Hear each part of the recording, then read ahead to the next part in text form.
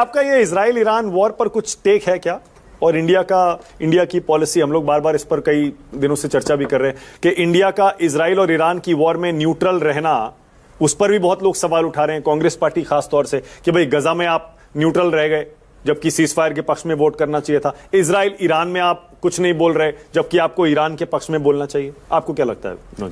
देखिए, पहली बात तो इजराइल और ईरान की लड़ाई में मेरा टेक ये है, अब दो जनरल बैठे हुए हैं, इनके सामने हम लोग ज़्यादा बोलने के हकदार नहीं हैं इस मुद्दे पर, लेकिन फिर भी जो मेरा टेक है कि पहली बार इजराइल जो है उसने गुड़ के धोखे में कपास खा लिया है। ये हमारे कहावत है। वो अभी तक हिजबुल्ला, हमास, हुती इन जैसे आतंकी गिरोहों से निपटता रहा है। पहली बार उसको एक रेगुलर कंट्री से, एक रेगुलर आर्मी से मुकाबला करना पड़ रहा है।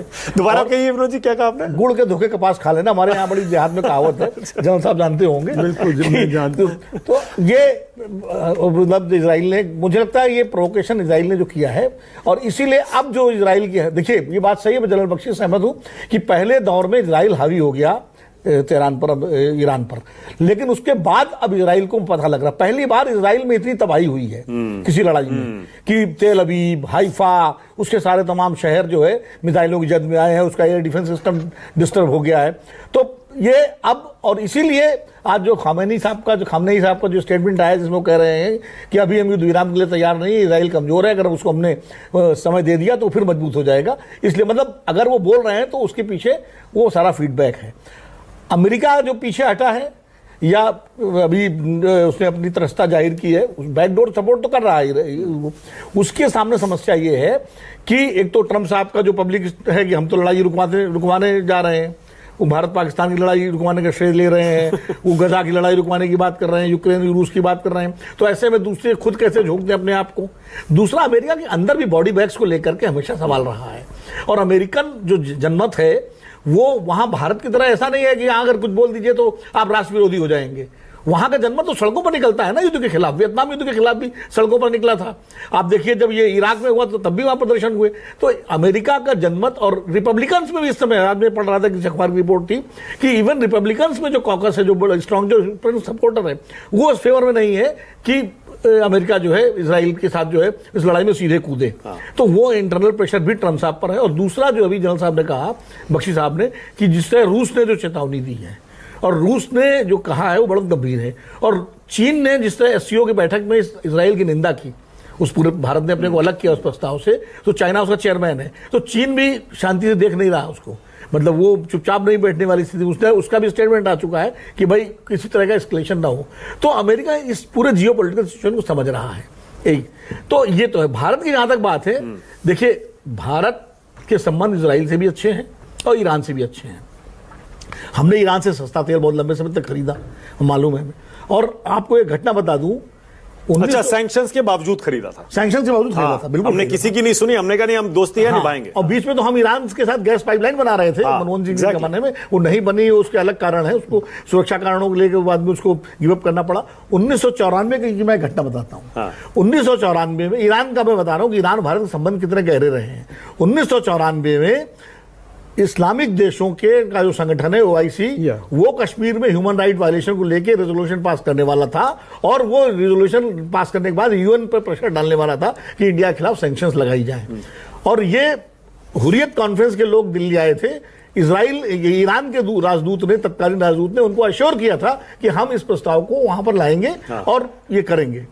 नरसिम्हा राव जी प्राइम मिनिस्टर थे, उन्होंने दिनेश सिंह जो एलिंग मिनिस्टर एम्स में भर्ती थे, और वो उनको बड़े सीक्रेटली कॉन्फिडेंशियली वहां से लिफ्ट करके उनकी जगह किसी एक आदमी को लिटाया गया बिस्तर पे और उनको तेहरान भेजा गया। और तेहरान में ईरान के फॉरेन मिनिस्टर ने उनको स्वागत किया और आश्चर्यचकित हुआ कि आपको अचानक कैसे आना पड़ा। फिर वो खुमैनी साहब से मिले, जो उस समय सुप्रीम लीडर थे खामनेई से पहले, और वहां उन्होंने 2 घंटे में कन्विंस किया कि भाई नरसिम्हा राव जी का संदेश लेके गए कि ईरान हमारी मदद करे और इस प्रस्ताव को पास ना होने दे। और ईरान ने अपना स्टैंड बदला, राजदूत के आश्वासन के उलट जाके उसने अपने OIC में जो रिप्रेजेंटेटिव थे उनको मैसेज दिया कि ये रेजोल्यूशन गिरना चाहिए, और वो रेजोल्यूशन गिरा। तो ये ईरान पर अब तो बदल गया ना ईरान का स्टैंड। ये जो खामनेई साहब हैं, अभी तो इन हिंदुस्तान में मुसलमानों की स्थिति पर बयान देते हैं, फिर 2019 में कश्मीर में मुसलमानों की स्थिति पर बयान देते हैं। देखिए, मैं वापस अभी जो पाकिस्तान के साथ जब लड़ाई हो रही है, आपका जो ऑपरेशन सिंदूर चल रहा था और जो पहलगाम वाला हुआ था, तो उसमें तो ईरान उसमें नहीं बोले। नहीं बोला। नहीं, ईरान ने तो आतंकवाद को कंडेम किया था। उसमें तो ऐसा नहीं है कि वो देखिए, वो उनकी इंटरनल पॉलिटिक्स है खामनेई साहब की, लेकिन Iran all weather friend Bharat का रहा है। इजराइल भी दोस्त है। तो भारत को इसके बीच में एक संतुलन तो बनाना है। ये हमारी डिप्लोमेसी की एक जरूरत है कि हम एकदम से एक पार्टी बनकर नहीं खड़े हो सकते।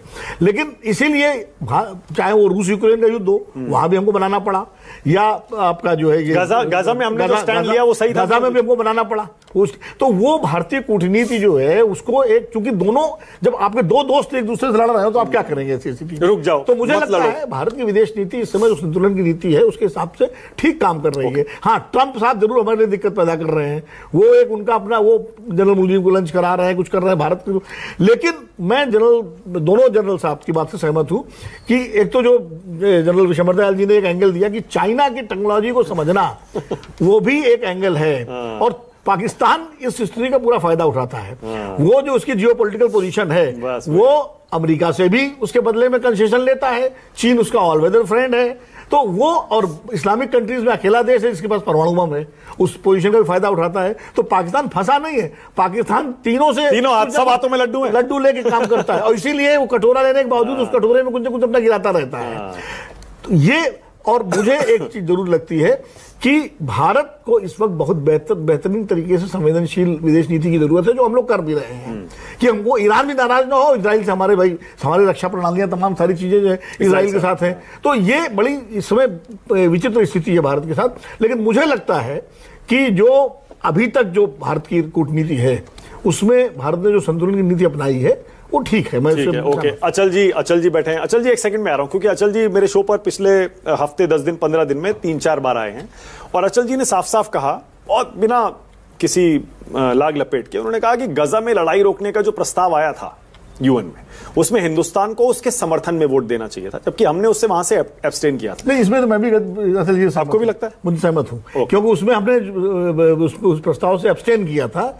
और उस, खैर वो लंबी कहानी है, फिर कतर कैसे उसमें प्रस्ताव लेकर के आया, बाद में हमने उसका समर्थन किया। तो मुझे लगता है कि मैं, ठीक है, ओके। अचल जी, एक सेकंड में आ रहा हूं, पहले विजय त्रिवेदी।